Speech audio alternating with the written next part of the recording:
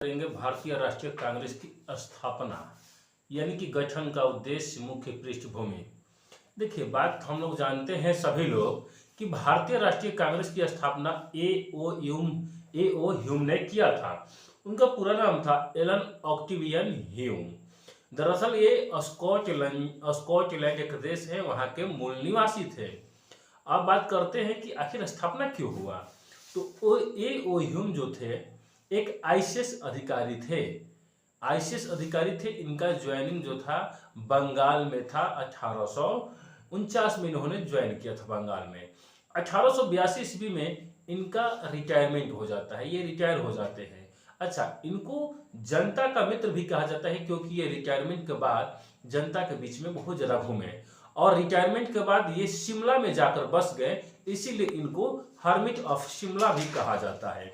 और बात करें तो भारत में पक्षी विज्ञान का जनक भी ए ओ ह्यूम को ही कहा जाता है। इसके बाद की आखिर स्थापना का कारण क्या बना। दरअसल जैसे ही 1882 ईस्वी में ए ओ ह्यूम रिटायर हुए तो इन्होंने संपूर्ण भारतीय उपमहाद्वीप का निरीक्षण किया। उपमहाद्वीप बोले तो उसमें भारत में 7 से 8 देश मौजूद थे, जैसे पाकिस्तान, बांग्लादेश, बर्मा, ये सारे और अफगानिस्तान, सारे जो थे भारत में ही समाहित थे। संपूर्ण जब भारतीय उपमहाद्वीप का इन्होंने दौरा किया, वहां के लोगों से मिला जुला, तो इन्होंने उस दौरा का एक रिपोर्ट पेश किया और रिपोर्ट पेश करने के बाद उन्होंने उस समय भारत के तत्कालीन जो गवर्नर था उसको रिपोर्ट पेश किया और तत्कालीन गवर्नर जो था लॉर्ड रिपन था। रिपोर्ट में इन्होंने लिखा था कि अंग्रेजों के खिलाफ भारतीय लोगों के मन में काफी आक्रोश और गुस्सा है। क्या इन्होंने लिखा था रिपोर्ट में कि अंग्रेजों के खिलाफ भारत के लोगों में काफी आक्रोश और गुस्सा है और ये गुस्सा कभी भी छूट सकता है, कभी भी फूट सकता है और एक बहुत बड़ी क्रांति का जन्म दे सकता है। और ये क्रांति जो होगी यह 1857 की क्रांति से भी बहुत बड़ी हो सकती है और हमें यानी कि अंग्रेजों को भारत छोड़कर जाना पड़ेगा। अब इस रिपोर्ट कर पढ़कर उस समय का गवर्नर जो था लॉर्ड रिपन घबरा गया और घबराने की बात तो थी ही अंग्रेजों को। जब इन्हें घबरा गया रिपन तो उन्होंने क्या किया कि ए ओ ह्यूम से ही पूछा कि अच्छा इसका आप उपाय कुछ बताइए। तो उन्होंने कहा कि अभी देखा जाए तो इस समय भारत की जनता के लोगों को भड़का कौन रहा है। तो उस समय भारत के लोगों को भड़का रहे थे शिक्षित लोग, वैसे शिक्षित लोग जो बहुत अमीर घराने से हुआ करते थे और लंदन से या ब्रिटेन से पढ़कर भारत में आए थे और लोगों को अंदर में राष्ट्रवाद की भावना जागरूक कर रहे थे। जब लोगों को जागरूक कर रहे थे लगातार कि हमें अंग्रेजों को किस तरह हमें बर्बर रखा जा रहा है, अंग्रेजों की हम गुलामी किस प्रकार से करते हैं, हमें नहीं करनी चाहिए, जब उन्होंने भड़काना शुरू किया था तो उन्होंने पता किया कि इन शिक्षित लोगों को चाहिए क्या।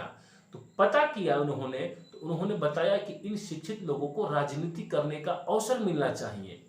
अब जैसे ही अवसर मिलेगा ये राजनीति करेंगे और भारत की जो क्रांति का जो आंदोलन होगा वो थोड़ा सा कमजोर पड़ जाएगा। इसको देखते हुए ए ओ ह्यूम ने 1884 ईस्वी में भारतीय जनसंघ की स्थापना के लिए एक संगठन के लिए लोगों को बुलाया और लोगों को बुलाकर उन्होंने पूछा कि आपकी समस्याएं क्या है। तो लोगों ने बताया समस्या कि यहाँ के लोगों को गरीबी बहुत ज़्यादा है, इन्हें परेशान किया जा रहा है, इनको जो शोषण किया जा रहा है न किया जाए, विभिन्न प्रकार से लोगों को न बताया।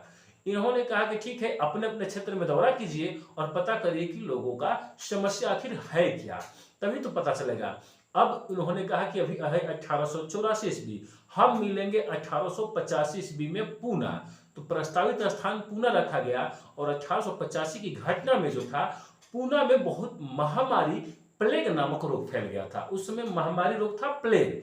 अब जगह तो था प्रस्तावित कहाँ, पूना, लेकिन बैठक कहाँ बैठा गया, प्लेग की वजह से 1885 में बैठक हुआ दिसंबर महीना में। और कहाँ पर हुआ तो बॉम्बे। उस समय बॉम्बे को मुंबई कहा जाता था और विभिन्न प्रांतों से टोटल उस समय 72 लोग इसमें भाग लिए और इस प्रकार से भारतीय राष्ट्रीय कांग्रेस की स्थापना 1885 ईस्वी में हुआ। और और इसके प्रथम अध्यक्ष व्योमेश चंद्र बनर्जी हुए। संस्थापक आपके जो हुए A.O. ह्यूम हुए। और बॉम्बे में जो बैठक हुआ किस जगह पर हुआ था, तो गोकुल दास तेजपाल संस्कृत विद्यालय में उस समय बॉम्बे में बैठक किया गया। तो इस प्रकार से 1885 ईस्वी में भारतीय राष्ट्रीय कांग्रेस की स्थापना होती है। उस समय भारत के गवर्नर जो थे लॉर्ड डफरिन हुआ करते थे। और इस प्रकार से भारतीय राष्ट्रीय संस्थापक कौन हुए? A.O. ह्यूम हुए। व्योमेश चंद्र बनर्जी आपके प्रथम अध्यक्ष हुए। प्रथम मुस्लिम अध्यक्ष बदरुद्दीन तैयब जी हुए।